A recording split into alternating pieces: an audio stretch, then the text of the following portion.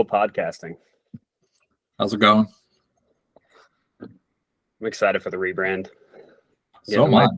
Yeah, getting away from the buttered popcorn. I was always worried about the other two, like Popcorn Podcast and Buttered Popcorn. And I like this play on words with our combined favorite movie. Yeah, it's definitely a good move. And nice. I mean, it's so tough to find unique names that like aren't taken, I feel like, at this point, but I think we settled on something good. So yeah, looking forward to it. And something that's more like, personal to both of us.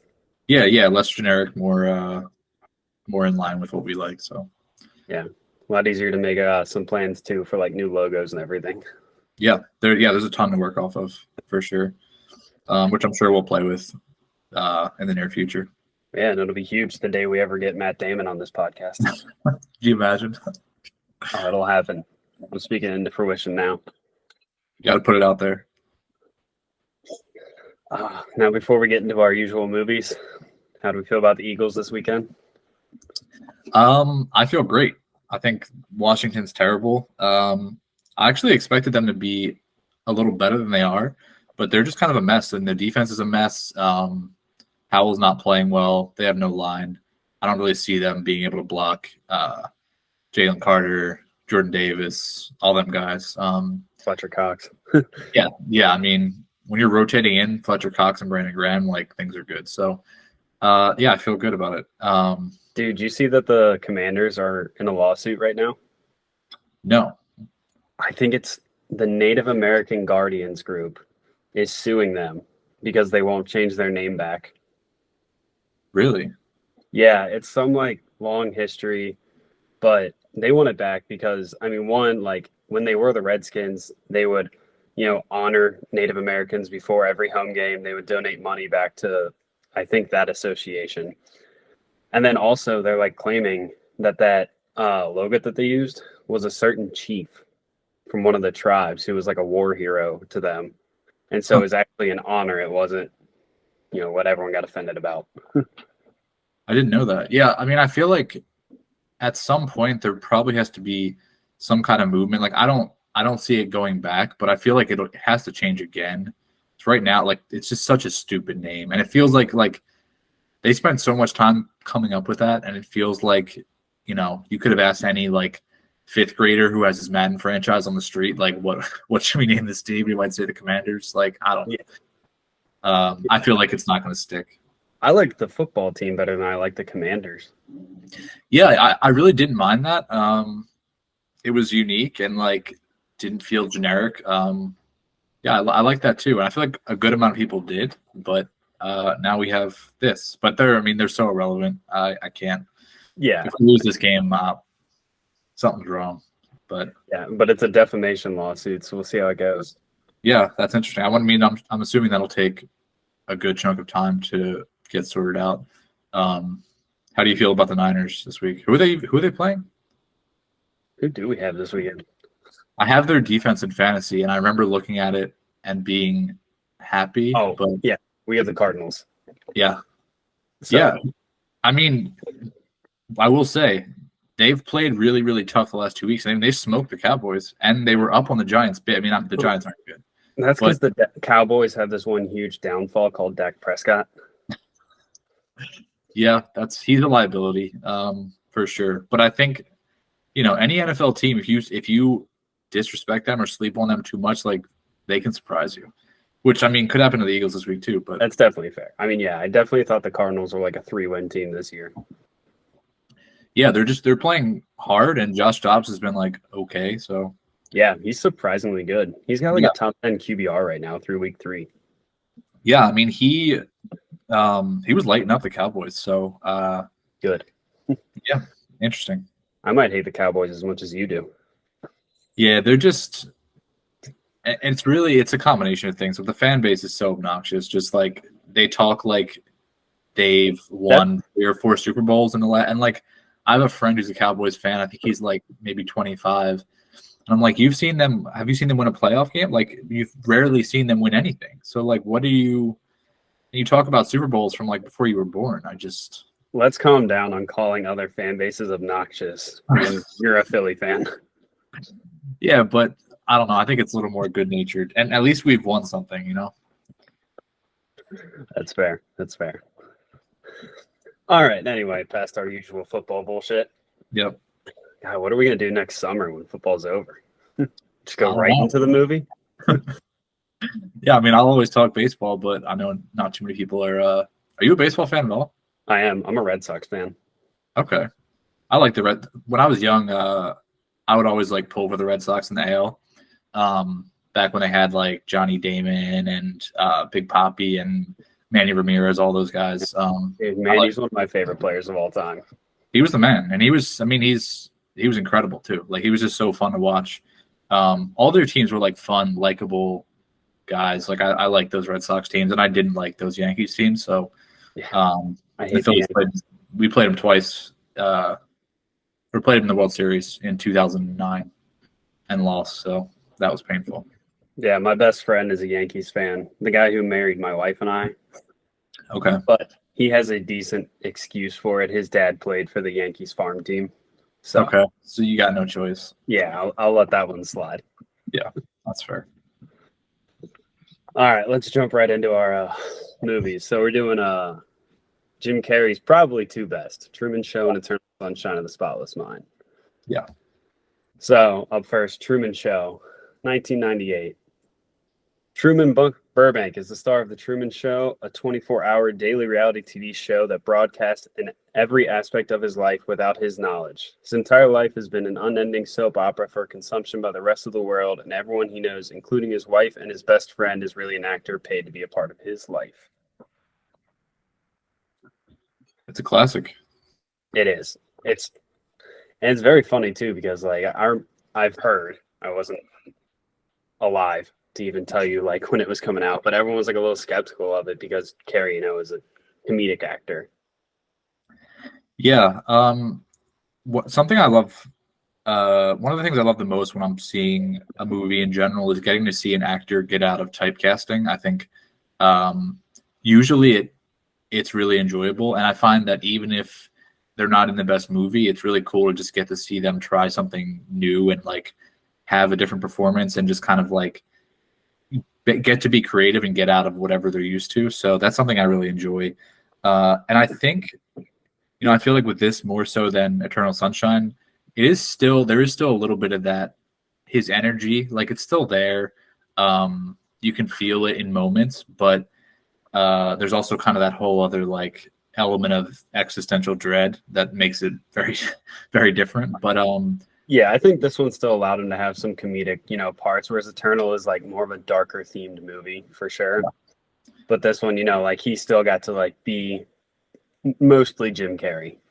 yeah, it's definitely more like, boisterous and energetic and just kind of like off the cuff. But it is a little more balanced. So it's a cool, like, and you wouldn't necessarily feel like it came out in '98. Like, it looks really good. It just feels more modern. I don't know how to quite articulate that, but I don't know if you feel the same way. No, yeah. It definitely. So I haven't seen this movie in a pretty long time up until last week when I watched it in preparation for this episode. And I really thought it came out like maybe mid to late 2000s. Yeah. I mean, Yeah, that's how it feels the, for sure. the tell giveaway is, how Jim Carrey and Ed Harris look in this. But for the most part, like it definitely seems like it's better produced than some movies even today. Yeah, I completely agree. I really like how it looks. Like I like the kind of visual style and feel of the movie. I feel like it's one you can kind of pick out, and I like when movies have that kind of aspect to them. Yeah, absolutely. And so we'll dive into some other stuff here. So the director is Peter Weir or Veer. I'm not totally sure you pronounce it, but he's most known outside of this for Dead Poet Society. Yeah, which is one I still haven't seen. yeah, and I'm 97% sure. Yeah, he directed Master and Commander with Russell Crowe and Paul Bettany. Is probably one of my favorite movies of all time. I don't know if you've ever seen it, but I've if not. yeah, check it out, man. It's based off a series of books, and Okay. it looks like that's He's only directed one movie since that. That was 2003. And that's actually the first thing he did after Truman Show, and it's excellent. Okay. So definitely watch that if you have Yeah, another. no, I'll definitely add that to the watch list. And then writer is Andrew Nicole, most known for The Terminal or Lord of War. Yeah, enjoy both of those, honestly. Yeah, I haven't seen The Terminal yet. Okay, it's interesting. It's interesting. I'm not the biggest Tom Hanks guy, but that's actually one that I enjoy from him. It's a unique story for sure. That's the second time on this podcast you said you're not that big of a Tom Hanks guy. I'm not. I'll keep saying it. Yeah, there's some people that don't like my opinion on Forrest Gump, but yeah, there's movie has a lot of people that love it. I think it's a very like emotional kind of reaction. I think it's something that either like connects with you or doesn't, but I don't know. Yeah, for all the Harry Potter fans out there, I hold Jenny in the same regard that I hold Umbridge in. That's harsh. Umbridge is like I feel like she's literally one of my least favorite characters in any media, like ever. Television, books, film, anything. She's just absolutely. Well, what's not talked about enough is how good that actress did. Yeah. Yeah, I mean it's a perfect performance. I mean, and we might end up talking about getting into Harry Potter, but quickly I just think like those movies are so well cast. And that just makes them so special. I don't know. I think that's nailing casting like that is so hard, especially off books. Because it can go so poorly. But they did such a good job. Yeah. If on this quick sidebar, if you want to talk about important interpretation from a book, look at the movie Aragon. Dude, don't even get me started. That movie was, and I love those books. So did I. I think that was what's his name, Pellini, Christopher Pellini. I think he was like 16 or 17. I think when he wrote those. Was he really? Incredible, dude. Yeah, he's nuts. That's nuts. He was a kid when he wrote those, and those are like such like rich, detailed. Like he built this insane world. And then they had Jeremy Irons, and just like they looked bad. The story was bad. The writing was bad. Like it was just such a letdown. And I wish maybe eventually someone will like pick that up and make like a TV series or something. Like it deserves. I want a trilogy, and I've made this comment before too. We need to stop like remaking old classics and remake ones that could be great that were made poorly, like Aragon. Because I think if it was made properly, we would hold it in the same regard that we hold Lord of the Rings. Yeah, I mean, I think it's like, in my opinion, the books themselves, like they're maybe like a step below, the Lord of the Rings trilogy, but like they're still excellent. And like I think they almost provide like Tolkien was really tough to adapt, in my opinion, to film or TV. And I think those books might actually be a little easier to make something, with a little more spectacle, a little more like enjoyable visually. And it could be fun. You could get some like big young actor. Like, I don't know. I think there's a lot of potential, like you said. And yeah, people just want to go back to what's safe all the time. But I would love to see it. It's the day of cinema that we're in. It's kind of like the 80s. Like the 80s, while it did produce a lot of great movies, like it was an era of safe movies. It was Tarantino that shifted that all in 94 with Reservoir Dogs or 92? Yeah, early 90s. So. Yeah. Yeah, and it's funny because I feel like we're getting a lot of like remakes and stuff from that time as well. And it's like just once again going back to that well of like, what's going to perform. But that's why it's so nice to see like original stories and like new stuff come. Like I'm seeing The Creator tonight. I'm really excited about that. I think I'm gonna see that Monday. Yeah, and I've heard some mixed things.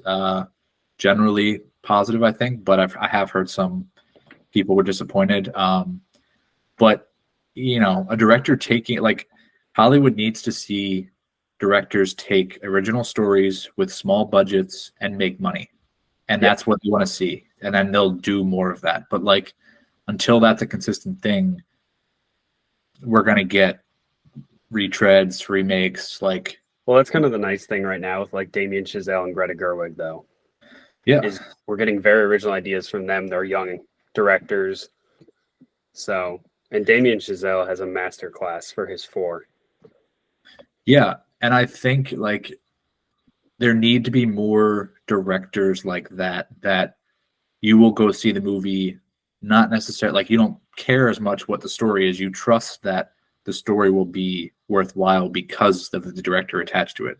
And Yeah. like the more directors there are like that, the more people you'll get going back into theaters, which like, I mean, you and me will do, but the average person, like, I mean, inflation is awful right now. Everything's so expensive. Like people don't have money for food, let alone to like go spend $20 on a movie ticket and then buy popcorn. You know what I mean? Like it's, you got to inspire people to get back to that. So, yeah, I'm excited to see that movie and many others like it. So, Yeah.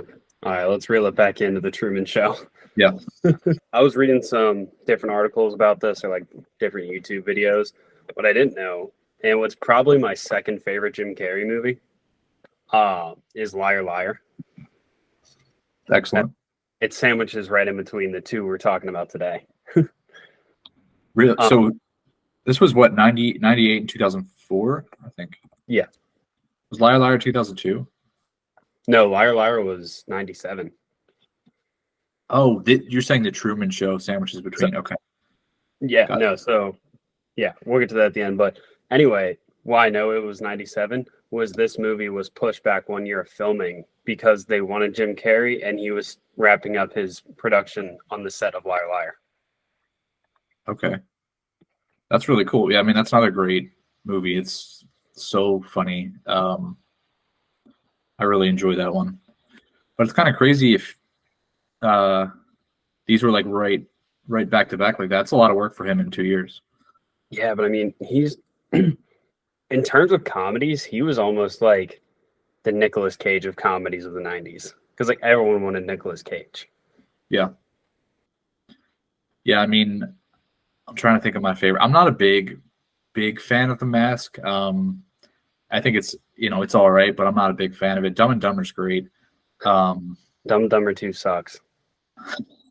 Yeah, that doesn't surprise me. And I'm a big he also had Ace Ventura, the Cable Guy. I like Batman Forever more than a lot of people. I think his Riddler was hilarious. We talked about that last week. I don't think that movie's good, but I do think he is one of the highlights of the movie. Yeah. I feel like he's just having a good time, and it's just like fun to watch. It's definitely not like a good movie per se, but it's one that I enjoy. And like I think it's kind of a nostalgia thing for me as well. It's the second worst Batman. We disagree there, but we digress. Getting back into it, Dennis, I think it's Hop, was originally cast to play Christoph, the director, but was fired or left due to creative differences in less than 2 months. I couldn't figure out if he was fired or left. I read articles on both. Probably depends on who you ask. So Ed Harris replaced him and won the Golden Globe for Best Supporting Actor. Ed Harris is great. Oh, absolutely. And what's nuts too is him and Carrey never saw each other on set because Carrey had already finished all of his scenes by the time Ed Harris had shown up. Really? Damn. So that almost makes for kind of an interesting dynamic with the story. I feel like that's kind of funny. yeah, there's definitely a few movies you could do that and then get away with it. Like this obviously being one of them because Truman only meets, a handful of characters. Yeah. It's funny. Have you seen Snowpiercer? Is that with Chris Evans? Yeah. It's been a long time since I've seen it, but I It's vaguely remember it. Ed Harris literally almost plays the same character. He's kind of the guy who's basically created that entire like train and system, and he kind of creates the whole thing, and they meet at the end. And like it's funny because seeing him in this role, I'm like, he's the same person. It's basically like the god of his world. It's just kind of a funny thing to see him in that role twice. Now I'm thinking about it, do you think Maze Runner stole any inspiration from this? That's a really interesting thought. And yeah, I mean, yeah, it's kind of has a similar feel, and it definitely is similar messaging, similar themes. Um, those were books too, correct? Yeah, I believe so. Yeah, I think I remember reading those back in the day, and I kind of like that movie, the first movie. I really enjoy the first one. The second one is dog shit, and the third one is like mediocre. Yeah, I know. Dylan O'Brien, he like almost died filming those. I don't know if you remember that. I remember, Um, but what for? I can't remember why. I want to say it was the second one. He They were doing some kind of stunt, and he literally almost died. It was like really awful. Um, Oh, wasn't he almost like fell to his death or something?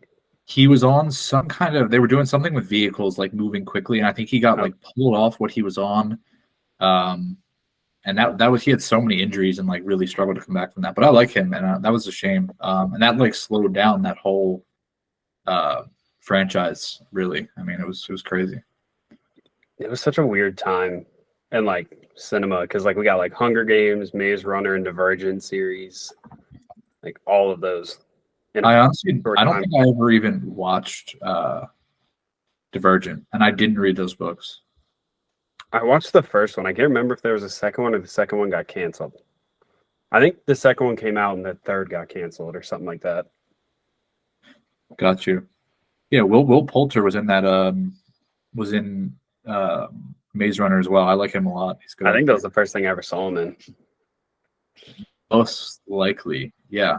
Because this was 2014. He was in We're the Millers a year before this, which is, he's funny in that. I didn't see that till a couple years later, but it's so funny though because if you Google the actor with the eyebrows, Will Poulter comes up. That is funny. Yeah, and then he was in he played Eustace in the second Chronicles of Narnia movie, which I forgot about, which wasn't great. The I was Dawn gonna say I Treader. don't really remember any of the Chronicles besides the first one. Yeah, they only ended up putting out that second one, and then it just kind of lost steam. That's another like series that's so difficult to adapt because like every one of those books is so different, and it's like really telling its own story, has different tones. Like it's very strange and just hard to. I think Netflix is working on it now, but they're tough. But he was in that too. One of the series that I'm surprised didn't get picked up more off of books or like had more success because it's been picked up twice is a series of unfortunate events. Yeah, you feel like that would be easy to market to like families and stuff, but it's almost like it's tough because the main audience from the books, I guess, I mean, is obviously grown up now, but you kind of have to make those in like a like for kids. It's like a weird. So you know what I mean? You're kind of just like, what market are you going for I when almost you're say making? go the opposite, and I would love to see like a David Fincher direct it and like target it towards like our generation. Yeah, and I feel like that would make money. Um, Personally, I think if you took it like more like mature and darker and stuff, like people would go see that just even out of curiosity. Like make it like a Seven or like Zodiac, Gone Girl, like something with that tone behind it. I think would just make it so successful. Yeah, I mean that would be wild. And it definitely would be a risk, but like I would like, I mean, I like watching risks, so I think that would be cool Yeah. to see. Well, I mean, that's exactly what we're supposed to be talking about right now. Is Jim Carrey taking a risk? Yeah, Going you're right. from You're comedy right. to drama. Yeah, and props to him in both these movies for like the performances. It's Absolutely. And then impressive. the Truman Show had a budget of 60 million and it grossed 264.1. So, I mean, that's pretty much success. Yeah, yeah, especially in '98, like for sure. Yeah. I want to know what those numbers are compared to inflation. Yeah, probably really strong. Yeah. What do you what do you think of like how they started this movie? Um, I liked it. I liked kind of the whole um I like kind of the whole feel of it. I mean, it's kind of like something that's been done here or there, like this kind of story. But I think the whole kind of idealistic world being set up to be something more, sinister or not what it seems is a really fun thing to play with. I think WandaVision did it really well. Recently, I think that was really fun to watch. I think the strongest elements of that series were playing with the same kind of stuff. And I think I hadn't seen this in a long time when I went in to rewatch it. So I think kind of the feeling of like uncertainty from the audience and kind of like figuring out what exactly is going on is also a good time. And I wish I could go back and like watch this in the theater, maybe going in without a lot of information. I think that would be a really fun experience. But I like the setup. See, I'm almost the opposite of you. Well, I wish I could go back to the theater and watch it, but what I wish they would have done differently is skip out on the commercials in the beginning, kind of like promoting the Truman Show in this universe, and then just kind of kick us off in the beginning with him like starting his morning, and we would slowly figure out that he is on a TV show as we go. Yeah, that's fair. I think, and I feel like what I said is kind of like in an idealistic world, but I think generally, if you are going into it, you did have like sort of a sense of like the fact that of what was occurring. But I see what you're saying, and I did enjoy it from that perspective. I do somewhat agree, but I think it also like kind of serves as like a hook to get you kind of being like, okay, like what's going on here? What am I looking at? And kind of trying to decipher it in that way. But I also see it from your perspective as well. Well, yeah, and if you went through my perspective, you'd have to completely change the direction of this movie. Like you wouldn't see Ed Helms nearly as much, and or any of the cast and crew.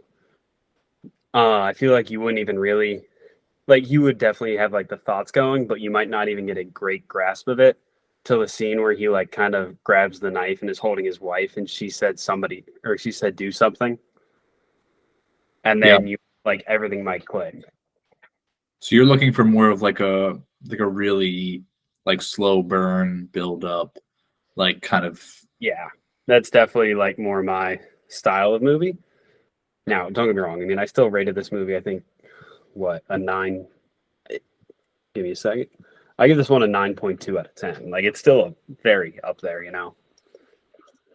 Yeah. In terms of like the tone in general, was there anything you would change in that aspect? I, I overall I think it's good. I think where I would change it is maybe like after he really does start to realize things, like after the scene with his wife that I just brought up. Maybe change it and make it slightly darker than it actually was. Yeah. Change the lighting, make it seem darker, like have some of the interactions Right. becoming. Yeah. Yeah. Yeah. I think if it was made today, it might go more in that style and play more into that for sure. Um, and I think there was some wiggle room there to take it more in that direction. Yeah. That's the main thing for me, like, or the main critique, I should say. Um, but I do really like the like side plot of this, which I guess you could argue is the main plot of the side character on the show who like tries to tell him, everything is real, everyone knows who you are, and he's the Yeah. main reason, or she is the main reason he's like kind of like thinking this is all fake. Yeah, I enjoyed that aspect of it too. Kind of like the um, what's the term I'm looking for? Kind of like a glitch in the system, kind of like something to trigger him and like let him know that stuff's not okay. Like I like that aspect of it too. Um, Plus, the idea of that being like a romantic relationship that maybe he was like better suited for, or was actually more, you know, legitimate, more of an actual connection than what he actually ended up with. I think that was a good like tie-in to give him that kind of awareness because that's like an important person to have clearly. Yeah. One thing I do thought, or I would think would be like kind of cool, like add in maybe was it's towards like the end of the movie. They show that side character that I was just talking about. She had like called the director. It was like saying, you're this is horrible. You're just like grooming his life, this, that, and the other. And you can see in the background she has like all these signs of like, save Truman and like, free him. It might have been cool to show more of the outside world to see like the difference of people who were like, we need to get him off the show. This is a horrible thing to do to a human versus the people that, wanted him to stay. Yeah, and I think if you did that, she might feel like less of a like an outlier, and more as like part of a movement or a more common way of thinking. I think that would have been interesting to explore for sure.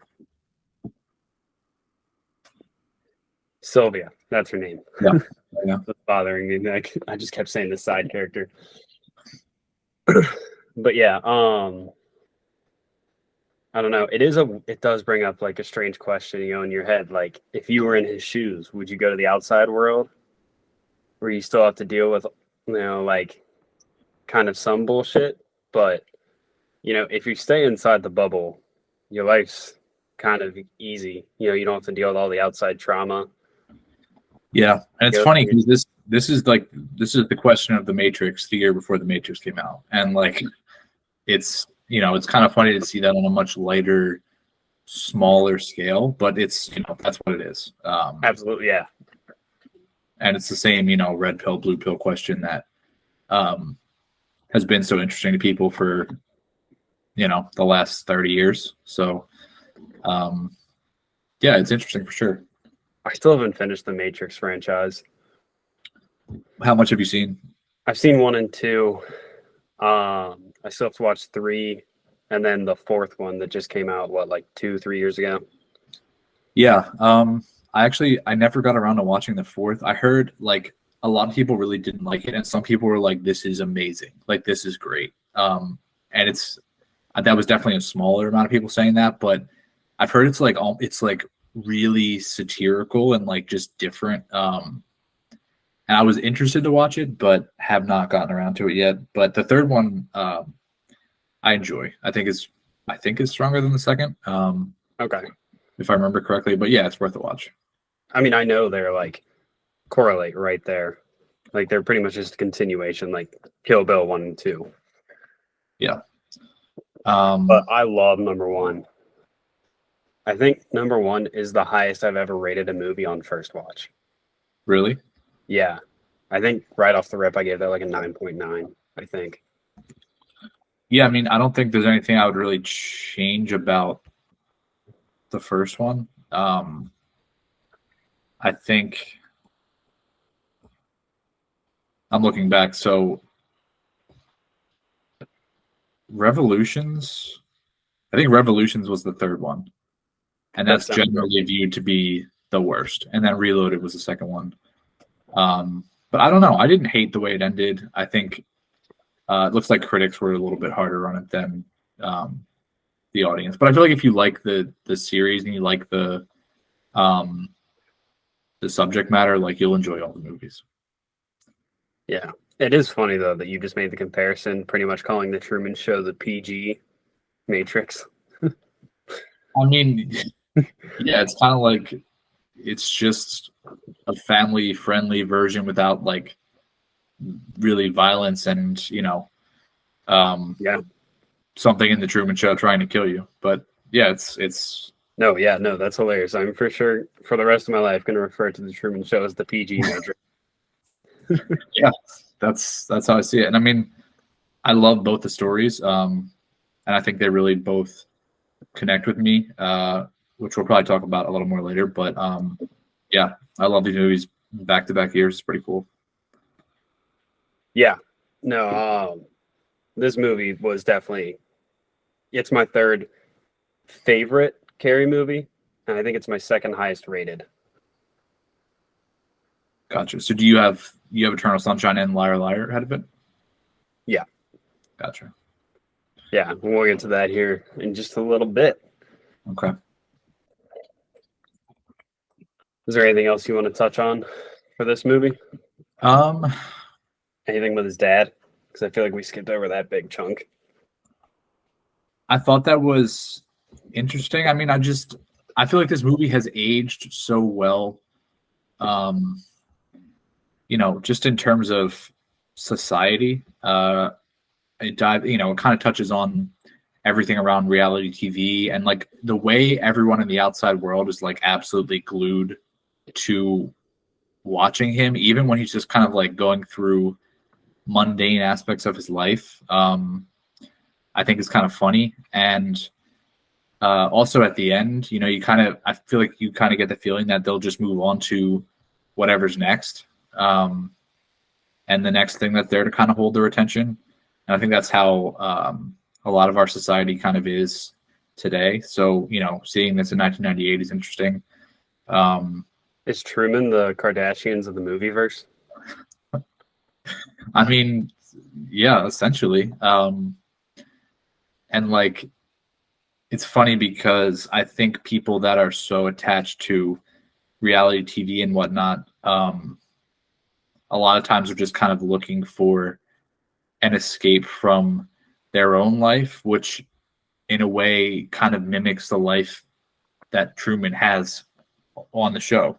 So it's like, you know what I mean? It's kind of like an interesting way to think about it. But you're like getting an escape through, just watching someone else, even when they're just going through their day to day, as opposed to going out and trying to do something like with your own life.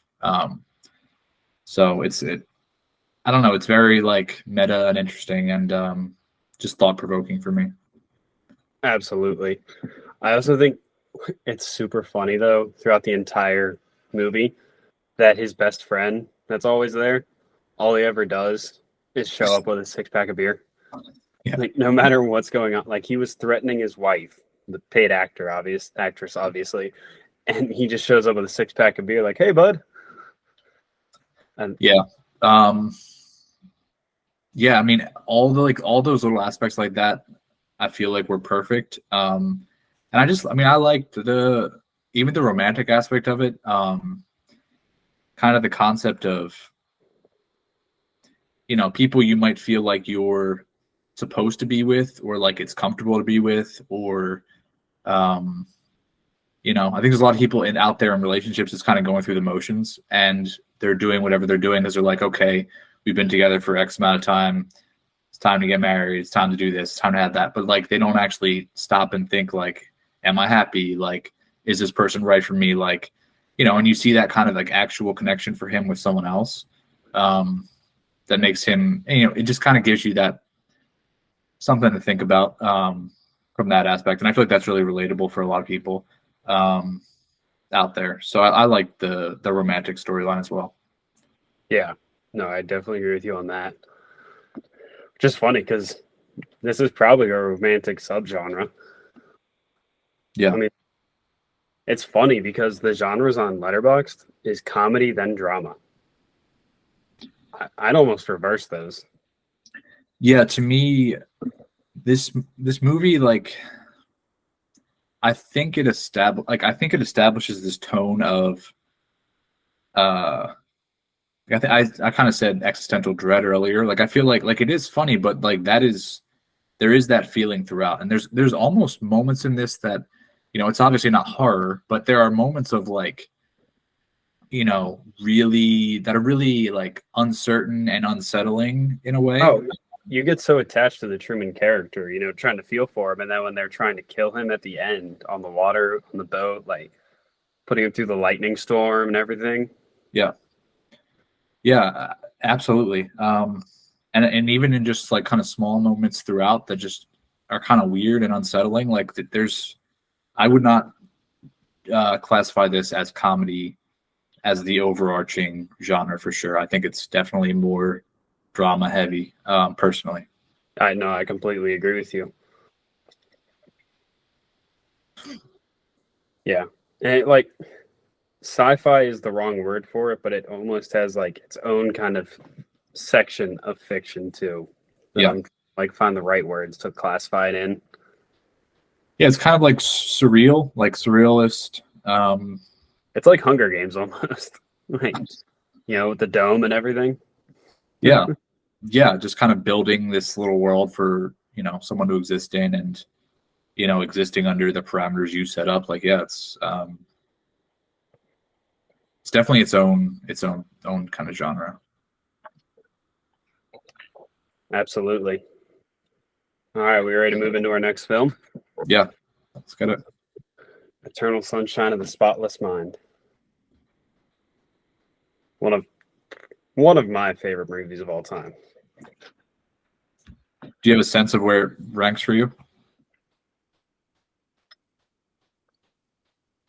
For me personally, or like where I would like kind Yeah, of like if in your favorites, like, is it top 10? Is it top 20? Is it top 5? Like, what are we talking? personal favorites of all time, I'm probably going to put this around the 12 spot. Okay. If I really sat down and thought about it. That's really high. I mean, Yeah, I don't expect it though. Yeah, I adored this movie. All right. Joel Barish, heartbroken that his girlfriend underwent a procedure to erase him from her memory, decides to do the same. However, as he watches his memories of her fade away, he realizes that he still loves her and may be too late to correct his mistake. Which is a pretty perfect synopsis. Yeah. Yeah, it's straight, simple to the point. Have you always kind of felt the same about this movie? Or I guess as a follow-up to that, like, when did you first watch it? And My first watch of this was, I think, like November of last year or something, somewhere around that time. Okay. And then this was probably my third watch of it to get ready for this episode. Gotcha. And have you kind of felt the same about it in each watch, or has it evolved, or like, what's that kind of like for you? I'd say it's probably been like about the same every time. I loved it on my first watch ever, and it's never changed. I have this at a 9.7 out of 10. Wow. Is there anything you would change about it? Like, can you name a flaw? Like, is there anything you feel anywhere it lags, or?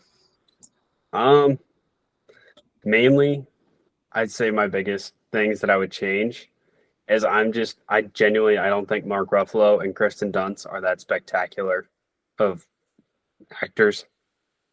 So, Yeah, I think they both kind of shine in moments in their careers and in the right setting, but in this, I didn't think they were very good. And they really do get a decent amount of screen time, honestly. So, I think I enjoy basically the movie kind of around them, in the pockets around them. But yeah, I agree with that take for sure. yeah. Before we dive too much in the movie, director Michael Gondry, his notable films are The Green Hornet, Be Kind, Rewind, and Tokyo. He directed The Green Hornet? Yeah. Man. It seems like he actually touches he does a lot more international films. He's from Versailles, France. Or Versailles. Yeah, Versailles. Yeah. We have a Versailles, Ohio. So okay. Nice. I always flip them. But yeah, and then Be Kind, Rewind is a Jack Black movie if you haven't seen it. I feel like I watched that a very long time ago. I think it's on HBO Max right now. Okay. It's on that or Prime. It's one of the two. Oh yeah, and I meant to throw this comment in for the Truman Show. It's available to stream on Prime right now. Yeah. Prime has really an insane collection of movies. It's really impressive, I feel. Yeah, I feel like HBO's has gone down the last couple months and Prime's has shot up. Yeah, it's a long conversation. I didn't really understand their rebrand and going to just Max. Dude, they rebrand every couple of years. Yeah, and I think from a marketing perspective and just from like a brand identity perspective, like, it's just not. You don't want to be doing that. Like, it's not like they're the Buttered Popcorn podcast that had 40 listeners or 40 followers. Yeah. We're at a point where we're able to do that right now, but I just feel like they should. I didn't understand that move. And just to give a better perspective to the audience, I think Dan and I put together 28 new name ideas. and ran through Spotify, Apple, YouTube just to make sure no one else had any of the names. And I think we had to scratch out what, A 16, lot. Yeah, a lot. maybe more. But like, yeah, so I just can't imagine a brand like Max just rebranding every, because like 5 years ago they were HBO, then they went to HBO Max, then they went to just Max now. Yeah, and I mean, it gives me the impression that there's, I guess, leadership swapping around maybe or something that just have their own ideas, but it's not good for their brand, so they should stop doing that. I'm calling it now. In like 3 years, they're going to be Max Plus something. I would not be surprised. I would not be surprised. All right, back to the Eternal Sunshine. The writer was Charlie Kaufman. Yeah. Who has done some notable movies. I'm just blanking on them right now and forgot to write them down. Charlie Kaufman. He was a writer for. What was that? Next New York. He wrote that, and Anomalisa as well. And I'm thinking of Ending Things. Yeah. I'm also pulling up Human Nature. So he's done some very notable things.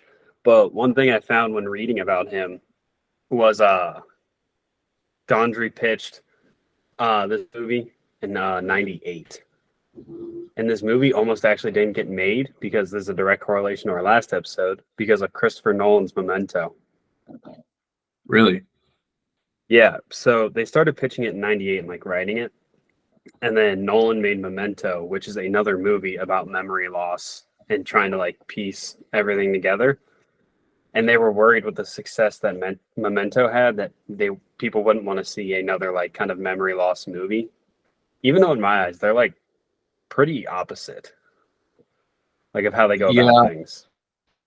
I mean, I understand from like a marketing perspective and whatnot, like there might be concern there, but yeah, these movies could not be more different. I don't know. And Memento is really its own thing. Like there's nothing else ever that's going to be like that. Yeah. So, but that was 2000, I think. Yeah. It came out in 2000 and then Eternal Sunshine came out in 2004. Yeah. Yeah. So they gave it a good. The closest thing to Memento is maybe Inception, but that's just, the same director and you can see similarities. Yeah. It's like if you compare Casino to Wolf of Wall Street, you can tell it's Scorsese. Right. Yeah, for sure.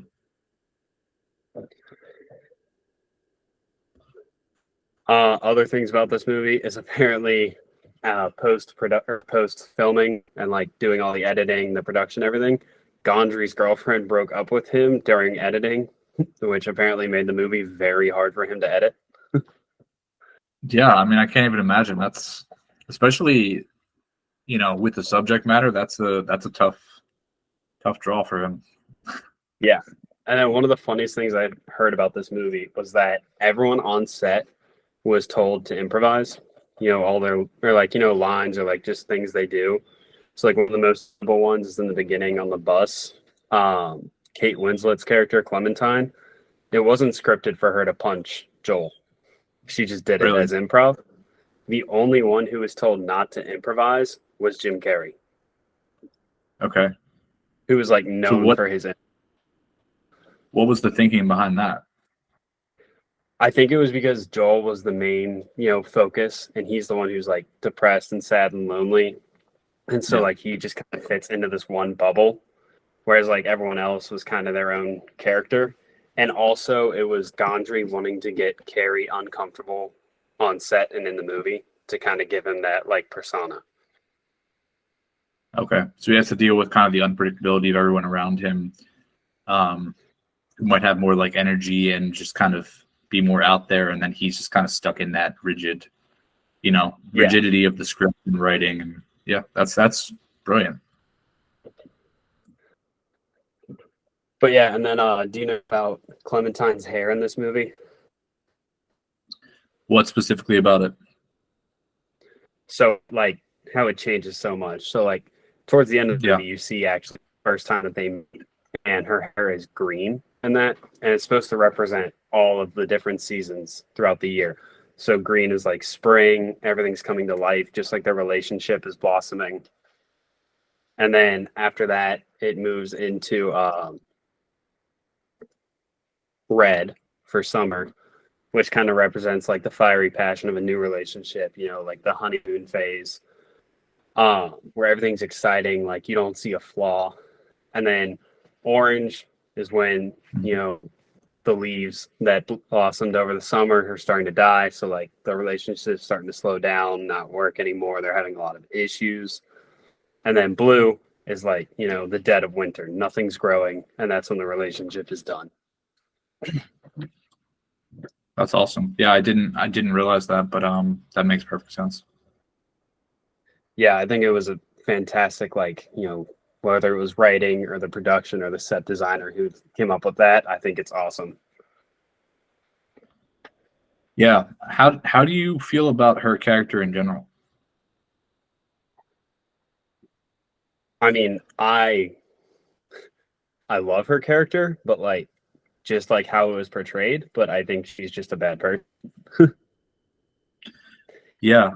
I think one of the reasons this movie not falls flat for me, but I didn't find myself enjoying it that much is like I have zero desire to see him literally speak to her again. Like, and so like from that standpoint, I just feel like he's making a massive mistake, like going back into that. So as the movie like that is just a huge disconnect for me. I can't stand her character. I feel like there's so many red flags, and it just there. Hey man, I don't know if this. I've dated girls that had plenty of red flags. I just thought I was at the circus. Yeah, I mean, everyone in life definitely has, but I needed there to be more positivity, more something good from her, or like her bringing something positive into his life outside of just like being kind of fun, in like a multi-personality kind of way, and like, you know what I mean? Like it was like That's this manic fair. energy sometimes, which like is not sustainable or real. So I don't know. I just had a big disconnect with their relationship in and of itself. And that makes the movie not hit as hard for me emotionally because I don't care if they end up together. So like that's my main issue here. Okay, And I really I get that. I'll try and defend it a little, but I mean, I mostly agree with what you're saying. One, I think that Clementine is probably bipolar. I think we all know it. So maybe if she got on medication or like, got the help she needed on some medications, the only help, it could work. But also Yeah. I think it's, we've all been through a heartbreak or something emotional in our lives that we have just wanted to erase. Yeah. Again, this puts you in a weird, question for yourself. Would you do it? I don't think I would. But, we all, it takes place Yeah. right around Valentine's Day. So, I could understand maybe if you have that much of an attachment to Valentine's Day. Yeah. And I think I also asked you the question, like, are we still ourselves without our memories, even if they're difficult, even if they're challenging? Are we still ourselves if we take out like the challenging moments that we've been through in our lives? Do we lose an aspect of who we are? Can we keep going on in that way? Is that healthy? I think those are all really good questions. And I like conceptually, I love this movie. And I like Jim Carrey's performance. I think the direction, the editing, like the cinematography, like everything from a technical standpoint, this movie is nuts, like nuts with everything it's doing. It's so innovative. Like I love all the technical aspects of it, and I love the concept of it. That's the only disconnect I have, like I said. But it asks so many good questions, and it doesn't miss in terms of how it fleshes out, like exploring those questions in detail, while keeping you engaged.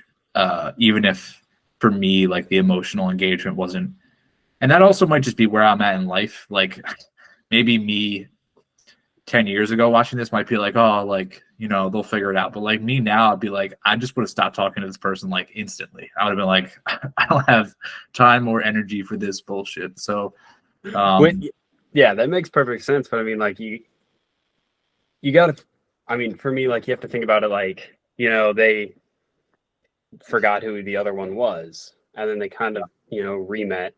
And then you hear this tape about, like how you were in love with this person and like you guys broke up.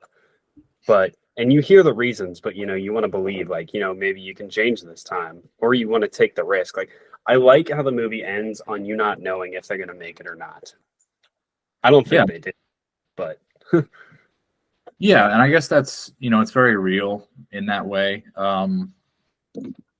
And, maybe on some kind of subconscious level, they each grew in some way by going through this experience and then coming back to each other. Like, who knows? I don't think they did. I mean, because you have to think like it's the dark times where you grow in life, like where you're down, like that's where you have self-realization, or you find out things in life you don't want and the things you do want, and they erase the entire part of that. Yeah, and if you're Clementine, you might go through that, act in those ways, and then be like, oh, I lost someone good. And then maybe that's how she learns, like, okay, like if I value someone, I'm not going to treat them in XYZ ways. And I'm going to like put more effort in and be more, or put more work into herself to figure out whatever she has going on and then do better in the future. But like, yeah, if you take that out, and for Jim Carrey's character, like he might be like, okay, I'm not going to like allow myself to be pulled into a situation where like I'm treated like that. Cause like no one deserves that. So I'm going to like demand more than that in the future. But again, if you take that away, where does that leave both of them? Like back where they were before. I don't think he would too, because in the beginning he has that quote, like, why do I imagine my life with every woman who gives me the slightest bit of attention? Yeah. Yeah. So clearly he doesn't like have that much sense of self-worth or like value, which is like something, if I was his therapist, I'd probably tell him to figure out before he engages in any type of relationship. Oh, absolutely. Because I mean, he is a hopeless romantic. Yeah. And almost like to a very unhealthy degree and in the unhealthiest of ways. But because he clearly is someone that like just puts everyone else's needs before his own, which like, is hypothetically a positive trait, but can be taken to a incredibly negative extent, I think. Yeah. And if you hate Kate Winslet's character, how do you feel about Elijah Wood's character, Patrick? Yeah, he's the real piece of shit of this movie. Yeah, no, genuine.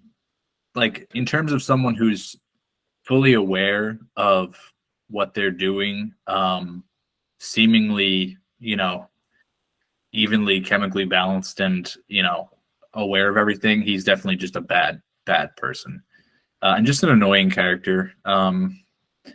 I don't know. I mean, he's a necessary part of the movie, but just again, just like we said with the other two characters, like I didn't enjoy him that much when he was on the screen, but necessary for sure. It's crazy going from Lord of the Rings to this. Yeah, and I mean, Elijah Wood he really has pretty good depth or pretty good range and depth when it comes to acting, but it's an interesting role. Just he's so annoying. I also I did like Tom. Go ahead. No, I was going to say it too. I like Tom Wilkinson's character. I thought he was good in his role and like very believable. And he's an actor I enjoy in everything he's in, so I liked him. Yeah, I'm looking at Elijah Wood right now in Letterboxd. Did you know he was in Back to the Future 2? No, what was his role? It just says video game boy.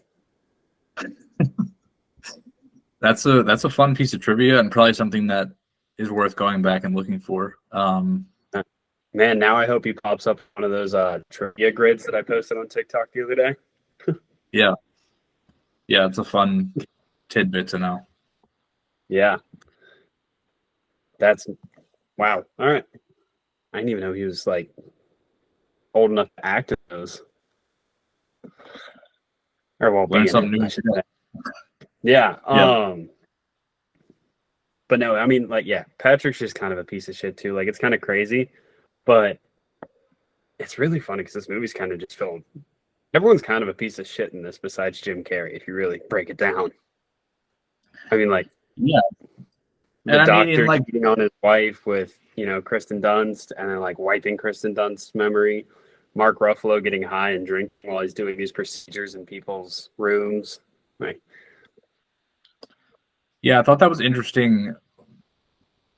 I don't know if it's necessarily like commentary on, psychiatric care or like medical care or anything, but just like the disregard they had and like kind of the flippancy of how they were doing what they were doing. I thought was kind of poignant just from um, kind of life experience. I feel like I've seen a lot of really bad doctors in my life, mostly interacting with like people, like family members, stuff like that. I've seen a lot of people that shouldn't be doctors and shouldn't be caring for people and don't care about the people. They go through their work like they're just doing day-to-day tasks, and that like there's no actual thought put into the fact that they're like taking care of a person.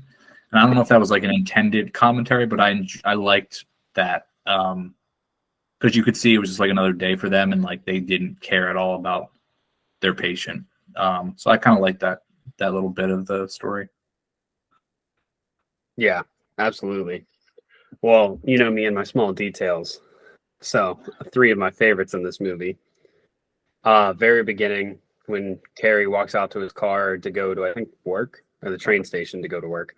Um, he sees that his car is scratched up and he thinks that it's the car next to him that did it. So he leaves a note on their car, like saying thanks. When in reality, he had forgotten about Clementine because she had wrecked it or like scratched it up when she was Right. drunk driving. Yeah, Another that's a one, good call. another one was right after they had started dating again. In the end, um, he goes to like pour a drink and he says, "Sorry, I thought I had more liquor than this." He is he thought he had more because Mark Ruffalo's character and them were drinking his liquor during his procedure. That's a good call. And then third and final is when they're wiping his memory and they're in the library. Some of the books don't have the title on the spine because Jim Carrey's memory couldn't remember every book that was there. That's really cool. And that's like small details like that are so fun. Like this movie feels very detailed, like detail oriented. It's cool to see stuff like that. Yeah, and it's so funny that it almost didn't get made because I like this movie better than I like Memento. Um, that's that's an interesting comparison. When we talked about Memento, I like it. I don't like Guy Pearce that much. So I don't know. I'd have to think about that. I feel like I probably would prefer Eternal Sunshine by like a hair. Just in terms of like if I could just rewatch one for the rest of my life and throw out the other, I'd probably pick Eternal Sunshine. Yeah, I feel like Memento might be higher too if they recast Guy Pearce. Yeah. Yeah, I would agree. Yeah, and at the time frame of that movie coming out, there was a lot of good options he could have gone with. Yeah. Yeah, but we got One of him. the crazier parts, one of the crazier parts about Eternal though is it had a $20 million budget, which is not a lot for a movie. So No. with everything they did, um, and also for those who don't know, is like a movie's budget, about half of it is for marketing. So really, they have like 10 million to work with, and then 10 million to like billboard, trailers, everything else. Yeah, which is wild. I mean, just in terms of like all the production value and everything they did from like that just tells me this was like so efficiently made and just like that's really impressive to me. I think it's some of the best one of the best aspects of the movie is like the actual filmmaking. So the fact they did that on such a small budget is crazy. Absolutely. And then this movie only grossed 74 million, which to be successful, a movie does, or like is estimated to be successful is to make double of what your budget was. So they were successful Yeah. by, they tripled their margin and some. But I really thought this movie would have done better. Yeah. So, I mean, I feel like I already what's the margin that you prefer this over Truman Show? Like, are they close in your head or like not really? They're close. I mean, you heard I rated this like 0.6 higher, but I I definitely connect to movies more on the more emotional side of things. Yeah. Like I like the slow burn emotional side of everything. Which I mean, there's like a movie that Chris Evans is in. I don't know if you've seen it called Before We Go. It's not a great movie by any means. I'll put that out there. It doesn't break anything on the rom-com scale, but my buddy and I absolutely adore that movie. Like, and again, it's a slow burn but emotional. So I think it's that. I think the acting is better from the supporting cast in this. Um, yeah, mainly with Kate Winslet. I like the small details, and I like the what if scenario for this in my head better than I like the what if scenario for a Truman Show. Okay. That's fair. I Um, think, back to the. Oh, go ahead. no, I was going to say, like, can you kind of flesh that out? Like, what do you mean in terms of like the what ifs? Like, in terms of the ending or? No, it's like in my head, like the what if I'm in this scenario. Okay. Gotcha. So like Truman Show, like what if like I had the option to stay in this like world where like I'm the main character, so like nothing really bad can happen to me, or like what if I'm in this scenario? Because this scenario to me feels more real. We've all been through heartbreak, so like, is there a scenario in my life that I would have wanted to forget? Like put me back to like day one after this heartbreak happens. Would I take this experiment or not? Yeah, that's fair. That's what I mean by the what if that I like better. Gotcha. And then back to the budget of this too. With like it being a lower budget where they only had 10 million to work with, this movie really kind of relied on New York's weather, on whether or not they were going to have some of the scenes. So shooting it in the winter, they were able to get the frozen lake scene, which is probably the most iconic from this movie. They were Mhm. able to get the snowy after effects and everything. Yeah, I mean that's the movie that's the scene that definitely stands out the most. I feel like in people's minds, and visually it's just really cool. It just like sticks in your head. Absolutely. Um, yeah. And then Kate Winslet, I forget what podcast she was on, but she was on a podcast and asked what's her favorite role she's ever done. And this was in like 2 years ago that this podcast came out, and with like out hesitation, she said it was this movie. Yeah, it doesn't surprise me. I feel like it probably being in this like probably had a massive like emotional impact on them, and probably like you know pulled stuff from their own memories and lives. It's and the fact that she would pick this over Titanic is pretty wild. Well, she brought that up because that's what everyone. I feel like that's what everyone knows her for, like for sure. Um, and people, or she said that like this one felt like she could be more like herself or more free with the character, whereas Titanic, she's playing the pretty dolled up lead lead role. Yeah, this is more of a real person, like not like an idealized person. Yeah, exactly. Yeah, that makes total sense. So if you were in the scenario, are you wiping your mind? I don't think so. Um, I just feel like there's so many things to consider, and I feel like it's also difficult because he clearly has like legitimate clinical like diagnoses. Like he I think he needs a good amount of help. Um, so that adds another layer to it that I feel like I can't speak on. But for me myself, I don't think so. I don't know, but it's so like this. It's so hard for me to think about because like I just feel like if I was him, I would have been out of this so quickly. Like Like I don't know. Maybe I'm just cynical, but like that's what makes it hard for me to think about. But yeah, there's nothing that's happened in my life really that I feel like, from a relationship standpoint, I would want to like wipe out of my head. I don't know. I feel like it all makes you who you are, and like you learn, like we talked about. Yeah, absolutely. I gotta ask my wife that question, see if there's anything she'd wipe away. The scary part about this, though, is there is scientists that are making this movie almost not sci-fi because they've found a way to erase like certain parts of like rat or mice memories. Yeah, which I mean doesn't shock me, and I feel like most things, a lot of things, at least in movies from the 90s, early 2000s, like a lot of that stuff's going to become real or has become real, which is a interesting thing to observe. But the rate at which like scientific advancement is progressing is wild, and it's exponential right now. I feel like so.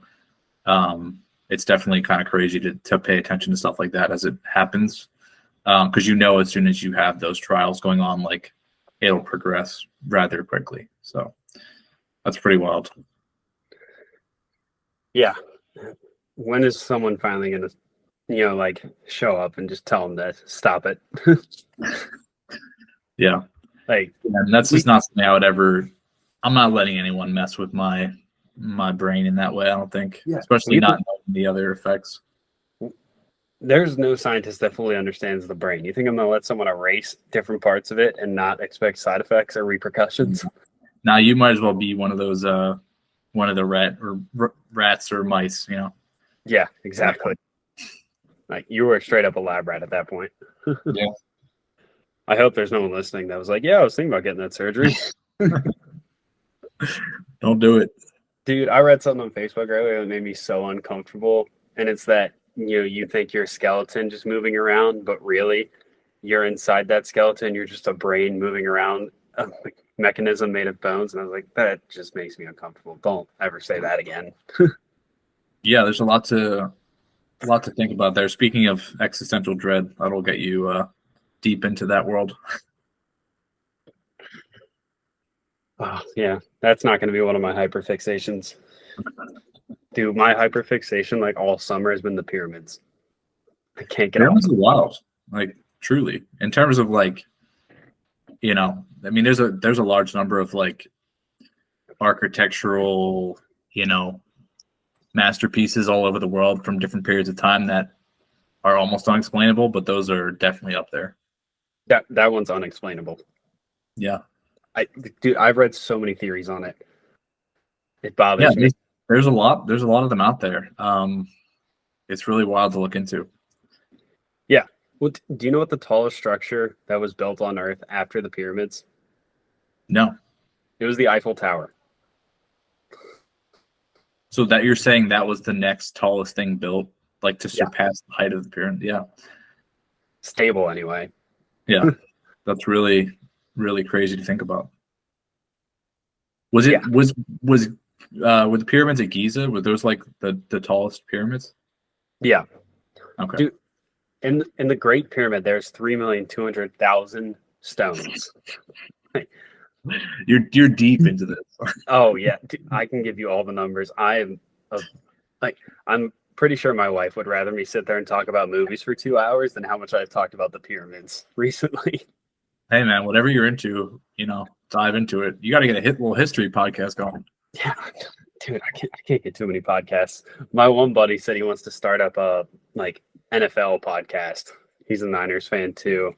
And I was like, all right, man, I'll give you like the tips and stuff. And he was like, oh, I was thinking like maybe if you wanted to be on it. I was like, I got enough on my plate right now. I was like, I appreciate the offer. Like, yeah, something you don't want to like react too quickly and be like, oh yeah, I can do that. And then it's like you're actually trying to do all the work and it's like, maybe not. Yeah, dude, like trying to run like 2 TikToks, like this podcast while also living my everyday life. Yeah, enough. Speaking of it's good to be busy though, better to be busy than just sitting around. Oh yeah, I'd get so bored. Yeah, it is funny sometimes though, because I'll be laying in bed like having a lazy day watching a movie, and I'm like, man, like I haven't done shit. I feel like a piece of shit right now, but then I'm also like, Well, I kind of need this to, keep going on the podcast and make content. So like, Yeah, you gotta know when to recharge and when to slow down, and then when to like turn it on and try to like get stuff done. But I think carving out that time for both things is important. well, see, that's my thing with like TikTok. Like, I don't record every day, but like, I'll get these like blips of motivation and I'll record like Tons of 16 stuff. different things and just put in my drafts. And then That's just, the way to do it. dude, I don't know why people just record every day. Like, Yeah, I've been doing it like you said, just kind of doing batches of stuff. Like I write down my ideas when I have them and then come back to that, like get as much done as I can in a session, and then you have that for the week or whatever, and you're fine. So that's definitely the way to do it. yeah. Well, dude, it's funny. I had a video like pop off the other day. Did you see the one that was just the movie clip of the Star Wars trivia? Yeah, I saw that. Dude, that's been in my drafts for probably over a month and a half. And like the other night before bed, I was just like, fuck it, whatever. I'll just post it. Like there wasn't any writing on the screen. Like I barely did a caption, barely did tags.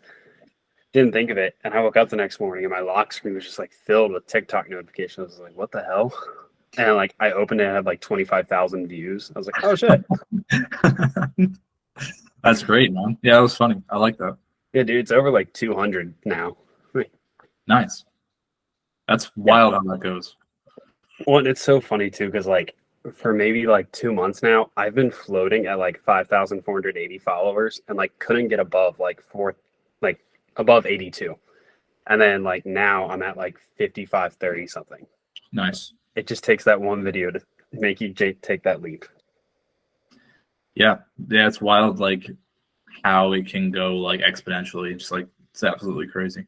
Yeah, and I've heard other creators talk about it. And I feel like when you're about to reach a milestone, like TikTok slows down your progression to like try and get you to quit. Yeah, I remember I was at 999 followers for like a minute. Like it was going so quickly. I swear to God, bro. Like it slowed down. It was like there for a long time, and I was like, what is going on here? But yeah, dude, like I hear people say that when they're about to hit like the 10,000 marker, because like 10,000 followers is what you need to make money off TikTok too. Yeah. Like that one, I could kind of understand why TikTok slows you down. But then like, I mean, Raiders of the Lost podcast on one of their episodes, they made the comment about how like they took like, I think 6 months where they were at like 499,000 followers. That's crazy. That's got to be so like nerve wracking when you're at that many. I mean, and like in my head too, like I always played off like, because like when I first found Jeremiah, I had more followers than him. And like now he's like above me by like over 1,200, I think, which like, I'm not taking away from him. He makes better content than I do. And I'll say that right now. Yeah. So, like good for him. But there's a like small part in you that's like, oh, come on, man. Like, why can't I grow? Hey, in due time, man. Yeah.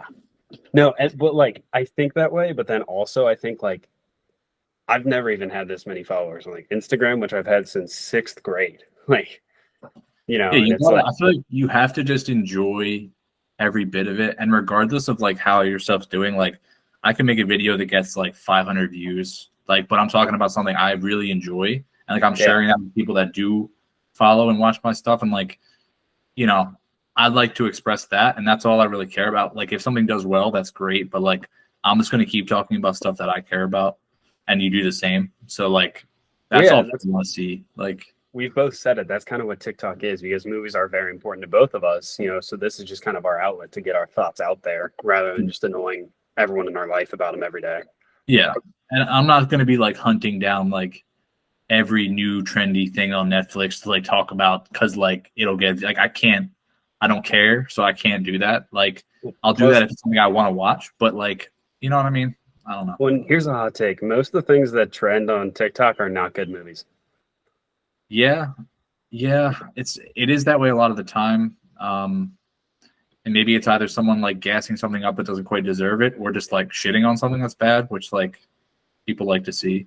Like Purple Hearts. That took over social media in the beginning of the year. I think I gave the movie a 0.5 out of 10. Yeah. It might also be because of some of my spite, just because, like it's a Marine Corps movie. Yeah. But like the way I've described it time and time again is it's like someone wanted to make a Marine Corps movie without talking to a Marine first. Yeah, man. Like you can tell when anything to do with the military is made with no actual consultation, and it's like it's.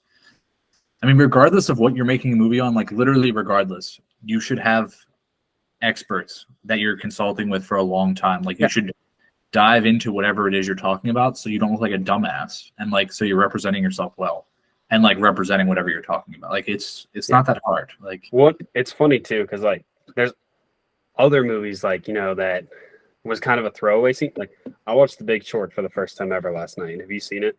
yeah, There's a scene that bothers me so bad in that movie that no one else would care about.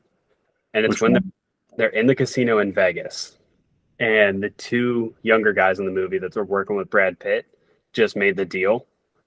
And they're like kind of flashing through like different parts of the casino. And it's on the screen for like 1 second, maybe. And it is a Marine at a slot machine and he is in his camis. And you are not allowed to be out in public in your camis. You have to be in a dress uniform. And That's that really scene wild. bothered me so much. And that's such a simple thing, but I like, and there probably are many other people that have thought that, like that you Oh might yeah, not. Yeah, so that's yeah. I hear you. Um, but yeah, I agree with everything you said. Like, find an expert. But before we wrap this whole thing up, I want to know, what is your beef with American Sniper?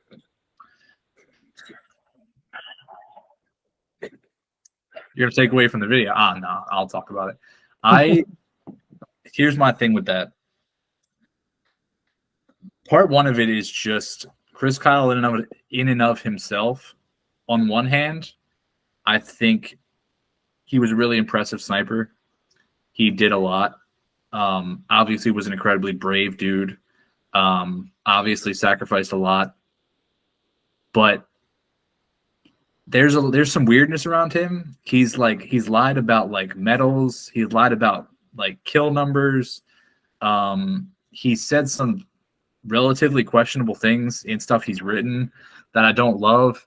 And also in terms of the movie in and of itself, I think it's an oversimplification of that war. I think it paints things so black and white. And not to get too deep into it, but I just don't think it was a black and white conflict. And I'd feel like it borders on like not propaganda, but like it borders on just like blind gung ho-ness. And like I have a massive appreciation for like a lot of war films, like the military. Like my family, my dad was like a government contractor, but that's a whole nother story. But my grandfather was second division. He fought through World War II. Like he was in the army. So, like I have a massive appreciation for the military, but I think you can't oversimplify that war in the same way the movie like the Green Berets like oversimplified Vietnam. When there's so many good movies that like accurately depicted what Vietnam was actually like and what it was like for the men that were there. Like Full Metal Jacket. Yeah, and I mean, there's a ton. So it's just too black and white for me. And that probably goes into a lot of other things, but it's just not a movie I love. I don't hate your opinion, by the way. This wasn't me coming to argue. I wanted to know deeper thoughts from you.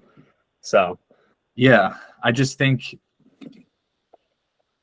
I don't know. It's a long conversation. I feel like it was just such a difficult conflict, and that movie just kind of makes it too black and white for me. I think that's the easiest way to say it.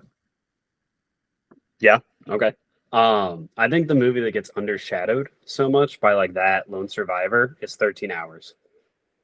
That's the one with Krasinski. Yeah. Yeah. Yeah. Yeah, I I remember think that one's very undershadowed. But one of the things I hate too is like when people use the term anti-war film. Like in my head, there's not many films that you can like I would label a pro-war film. Because like if you look at stuff like Lone Survivor, Benghazi, Platoon, Full Metal Jacket, like what about that is showing a good side of war that's saying why we should be there or like why you should sign up and go, Yeah, I think it's different even within those movies you just named. I think I think with Lone Survivor, like it just kind of paints everything in like a it doesn't there's no really negative there's nothing negative said about that war. Like there's nothing talked about in terms of like why we were there. Um, I feel like it doesn't paint what he was doing as that even like mentally difficult for himself. Like I feel like he just is kind of this like golden hero that's able to just like handle everything. Nothing's really challenging. He's just like the best. And even like the other um uh Seals. yeah, like the other guys in the movie, a lot of them are like portrayed kind of like in a bumbling way. And then it's like, oh, but like Chris, like he has us covered. Like we need Chris to like get the job done. But like everyone else is an idiot. Like that's just not real. And I feel like it's kind of like Wait, are you still talking about Lone Survivor or American Sniper? I'm talking about American Sniper. Oh, okay, okay. I was gonna say because in Lone Survivor they highly talk about the other guys. Like, Yeah, and no, okay, I actually like that movie way, way, way more. I do too. I think it's way more interesting and like I like the story that it tells. I think in that video I one of the movies I mentioned was The Outpost. If you have not watched that, go I watch haven't seen that one yet. it's dude, it's like and it's just like it literally just tells the story exactly how it happened. I think it was Camp Keating, and basically it was this literal tiny camp at the bottom of a valley. Like it was literally surrounded by mountains, and every single like so many people, like commanders, people in the military were like, we need to abandon this position. It's not defensible. This is ridiculous to have anyone here. And people in like higher ups were just like, no, we have to hold this. It's like strategically important. Like we can't leave. And like the guys there literally would like joke with each other, like, yo, we're all gonna die. Like there's no shot that we can ever survive like an attack here. And they ended up getting attacked, and like that just tells like it paints all the lead up. It walks through every commander they had because they pretty much all died one at a time. And it just kind of shows you what happened. And then when the attack did come, it was just absolutely insane. But they were able to, you know, a lot of them were able to survive and fight them off. But they got like basically completely overrun. Like people were all in it, and the combat was ridiculous. And it's just a very like real, grounded, emotional movie. I love it. So I would say watch it. All right. Before we wrap things, do you have a movie recommendation for this week? Do you have one first? I feel like I had something. Okay, cool. So mine, it's been talked about a lot on like kind of Film Bro TikTok, but like I feel like it's still not widely recognized. I'm going with Palm Springs. Haven't seen that. Okay, so it's a Hulu original, and it's only an hour and a half, like not long at all. But it's takes place on a wedding night, and it's Andy Samberg and Kristen Milioti as the leads, and J.K. Simmons is like a main side character. And it's like a Groundhog Day, like time loop type of thing. That's I think it's one of my favorite time loop movies, or like anything I've ever seen, and it's very good, very underrated. But you see, Kristen Milioti and Andy Samberg and J.K. Simmons are the only ones stuck in this time loop, so they know how long they have been in this, and the whole presence of it is like they kind of realize they can't die. So like you see funny scenes where they just take a plane up into the air and then crash it into the ground just because they know they're going to wake up the next day. The whole time, J.K. Simmons thinks that Andy Samberg is the reason he is trapped in this time loop, so he is hunting him down. So like there'll be a scene where Andy Samberg's just talking, and you'll see an arrow go through his heart, and he just wakes up. Like it's very funny and it's very good. That sounds wild. I feel like I would like that. Yeah, original. I think I'm gonna go with Stranger Than Fiction with Will Ferrell. It's Will Ferrell, and I'm kind of thinking of it because it's an opportunity he got to kind of go against his kind of type, and it's kind of a more serious movie. Basically, he plays this kind of everyday guy. He's I want to say he's like in insurance or something. He has some boring job, but he's very like lonely. It's kind of in the same vein as the movies we talked about. Just a very like regular guy, kind of depressed, and he starts hearing this voice in his head, like narrating his day to day. They're just narrating everything he does, and it kind of comes and goes. And he finds out there's an author writing a book, and he is the main character, and it's an actual author in his world, and you just kind of like follow his life and figure out, like, you go through the process of him like figuring out what's going on. There's a love story that's kind of nice that I like, but Dustin Hoffman plays his therapist. Queen Latifah's in it, Maggie Gyllenhaal. It's just like Yeah, just like that. It's really good. I don't want to say too much. It's very much its own thing. It's one of my favorite things he's ever done, and he's so good in it. So I would say Stranger Than Fiction. This is where I lose a lot of the male audience, but I'm not a huge Will Ferrell fan. Yeah, I'm not. I think he's made a ton of garbage. Oh, thank God you feel the same way. Yeah, like mixed bag. Like I love a lot of his movies. He's made a ton of garbage. This is him actually acting, like getting to actually act, and like I think you will like it. Dude, I understand the humor, and I still enjoy it, but I think Step Brothers is one of the more overrated comedies. See, I love Step Brothers. I also love, like, I love John C. Reilly so much. So I enjoy it. But my thing is, like, people talk about it like it's the greatest comedy on God's green earth, and I don't think it is. And I think you watch it once and you can quote every line from it forever.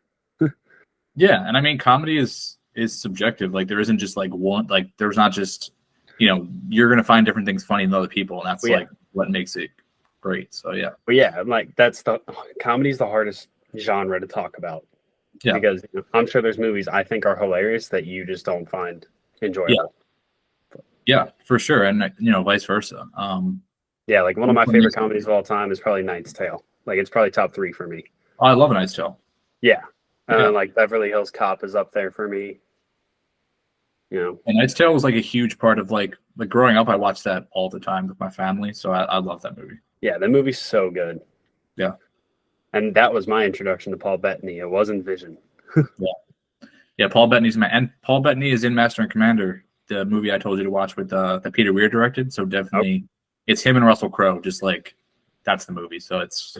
Have you seen A Beautiful Mind? Yeah. Yes. Yeah. Great in that as well.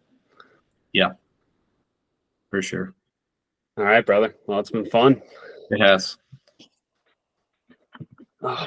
First episode of the Goodwill Podcasting. Yeah, got to talk about 2 great movies. And we'll be back a little. Yeah, that's all right though. We'll be back in 2 weeks. Talk about something else. I was gonna say, it wouldn't be us if we didn't get off the rails. Yeah, that's all right. Yeah, and who knows? We might have a guest on our next one. Yeah, hopefully. I think so. Yeah, we're playing around with that idea right now. We got a few in mind, so keep an eye out. Yep. Till next time. In case I don't see you, good morning, good afternoon, good evening, and good night. Take care. Later, brother.